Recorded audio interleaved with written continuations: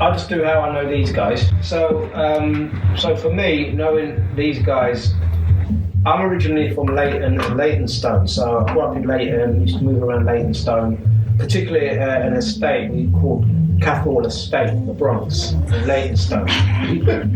So I got into it in the mid-80s, as the guys as well, as a youngster. I was really too young to get into the big boy clubs, but I was very much into my hip-hop music, so I used to buy music and do house parties mainly around Cathall Estate, in the youth club, in the flats, wherever we could get a flat for the night, we would bring our sound system and do something. So any story, any floor, any flat we could get, any youth club we can get.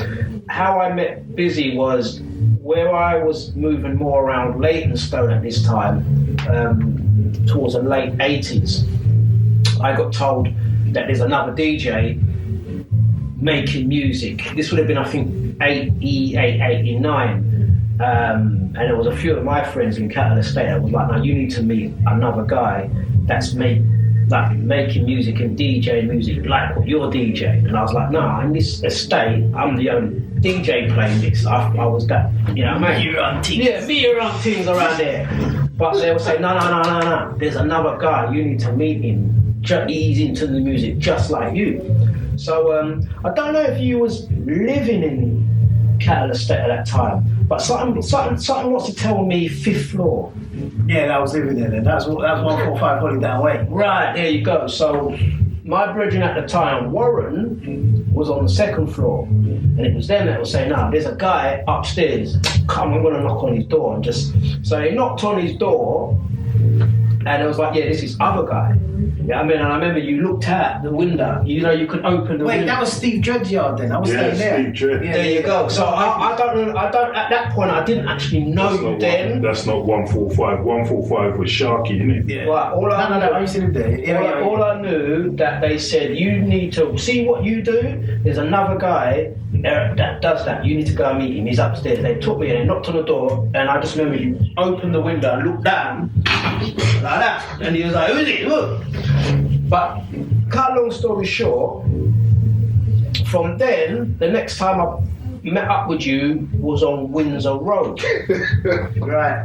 So you was in Windsor Road now, and I don't know whether it was just I was pestering you. Yeah, you said, "All right, come round, come." Yeah, because at that particular time, I was DJing hip-hop, breaks, and then it was like, as I say, late 80s, the music was kind of going like, it was dance, as Roy said earlier, it was dance music, yeah? And how I was DJing, I was fairly confident in, but making music, how I was making music, it wasn't by using a computer. How I was making music was by recording breakbeat samples on a tape.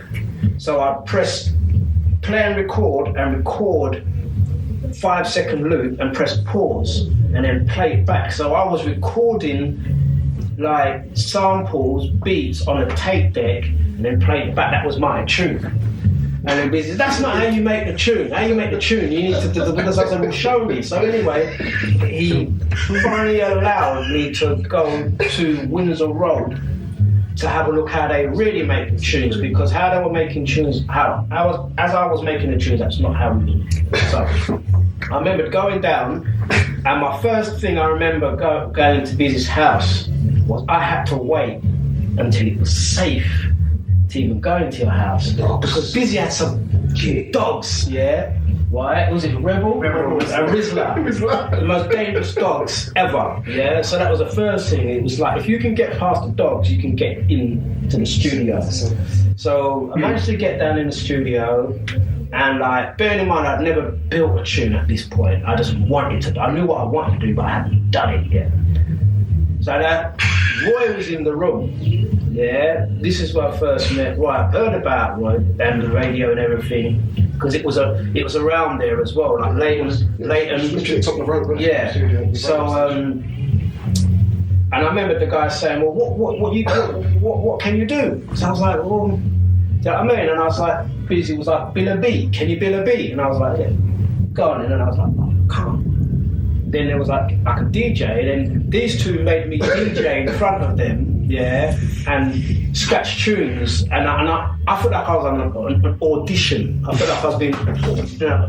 But after, long and short, after I played a couple of tunes, they was like, no, it's all right, we can work with that, yeah?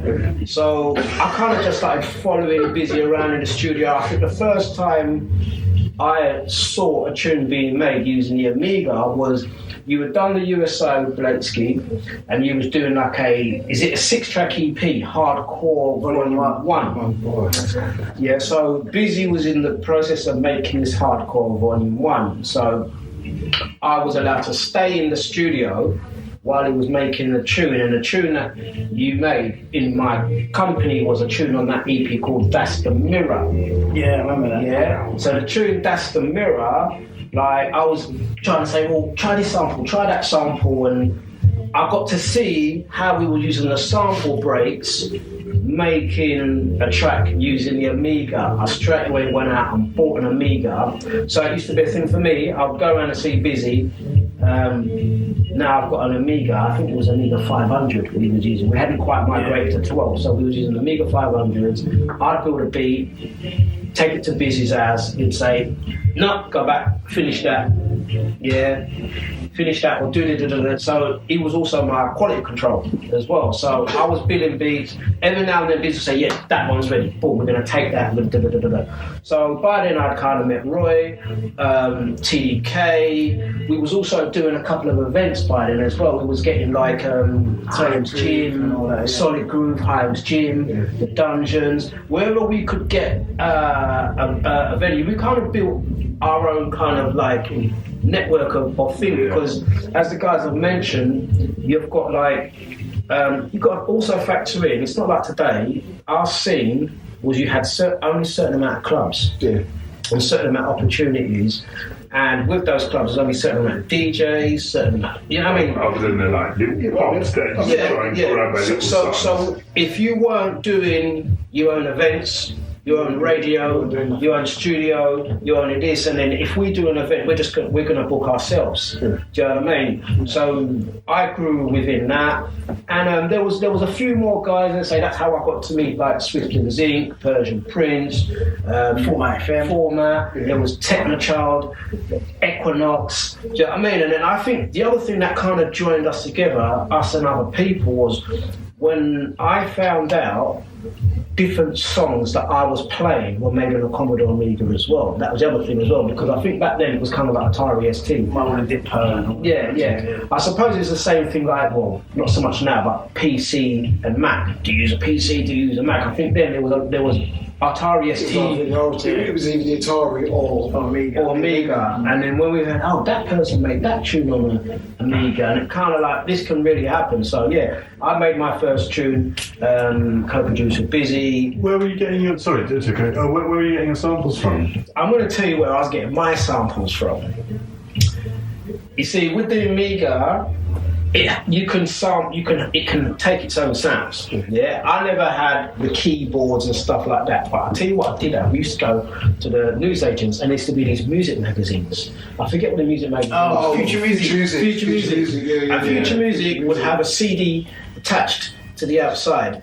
And those CDs would have all the demos of all the equipment. So I didn't have all the keyboards myself, but Future Music had the demos. So I would just sample a lot of the sounds from there. I would take things from reggae sound tapes, vinyl, old kung fu films, wherever, like just any noise. I think Take a Deep Breath was a meditation CD. Hypnosis, yeah. It was a hypnosis.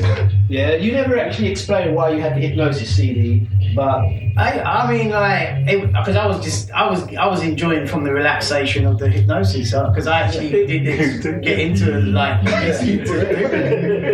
so actually your body relax. So we made that out of that. So we was wherever we could get samples from, but I think a point that I wanted to just make sure that I get across with the Amiga. Because the Amiga had no sounds itself, and the softwares that we were using had no sounds itself, every sound that's on there, you had to put it on there. And any sound, you had to make it sound like that. Unlike today's software, it's all there. It comes with like a terabyte of sounds, all presets. It's got beats already on it. You just switch it on and go. And But it's still about what's up here. But I do think the creativeness of it's a blank canvas. It's not the size of the boat, it's the motion in the I knew he was going to come with that, I knew he was going to come. You know what? I've been sitting here all day, man. I've been thinking to myself, it's got to come with that. And he did. But that's what I found. I found that creatively, like I found, like when I now I'm going back to making music in a format that is more conducive to the way I produce. But I found over the years, as the technology it's improved to make things easier. You know, your workflow should be easy. It shouldn't take you as long as it does. You know, as you said, it would take you ages to do something on there. Now you can just go and it's done. I do think sometimes it does take away your creativity. I found if you listen to the Brain Stuff 91, 2 and 3, listen to the Brain Stuff in as we get closer to Joker, it's more simplified. Yeah, simple. Simplicity is, because back then it had to be simple. You've got 4 tracks of audio, you've got 12 seconds sample time, and you've got to make it work within that time. So you know, it's like old films versus new films. The old films got more of a storyline. The new films got more special effects, but sometimes the storyline's not as good.